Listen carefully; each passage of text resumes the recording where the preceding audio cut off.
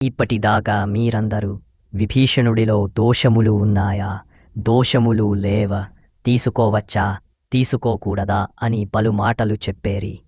నేను ఒక మాట చెబుతున్నాను వినండి. నా దగ్గరికి వచ్చి భూమి మీద బడి, రామ నేను నీవాడనయ్యా, నువ్వు నన్ను రక్షించు అనినవాడియందు నేను గుణదోష విచారణ చెయ్యను. విభీషణుడు స్థానంలో రావణుడు ఉన్నా నేను రక్షిస్తాను. ఎందుకు అని అంటారా? నేను ఒక కథ చెబుతాను వినండి. అడవిలో ఒక చెట్టు కొమ్మ మీద 2 పావురాలు జతగా ఉన్నాయి.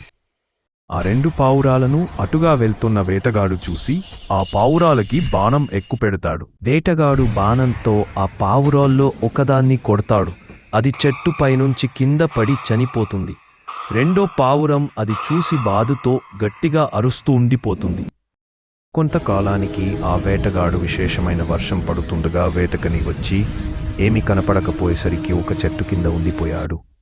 తరువాత అరణ్యంలో నడుస్తూ నీరసం చేత కళ్ళు తిరిగి పూర్వం తాను ఏ ఆడ పావురాన్ని చంపి తిన్నాడో ఆ చెట్టు కింద పడిపోయాడు. అప్పుడా మగ పావురం ఆ వేటగాడిని చూసి గబగబా వెళ్లి 4 ఎండు పుల్లలని తీసుకొచ్చి ఎక్కడినుంచో అగ్నిని తీసుకొచ్చి నిప్పు పెట్టింది.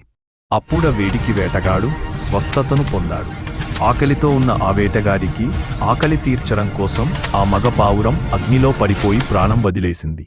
తన భార్యని చంపిన వేటగాడు తన చెట్టు దగ్గరికి వచ్చి పడిపోతే ఒక మగ పావురం ఆతిథ్యమిచ్చి తన చెట్టు కింద పడిపోవడమే శరణాగతి అని భావించి తన ప్రాణములు ఇచ్చి ఆ వేటగాడిని రక్షించింది. నేను మనుష్యుడిలా పుట్టి క్షత్రియ వంశ సంజాతుడనై నన్ను శరణాగతి చేసిన వాడి గుణదోషములను ఎంచి నీకు శరణాగతి ఇవ్వను అంటే నేను రాజుని అవుతానా, క్షత్రియుడని అవుతానా?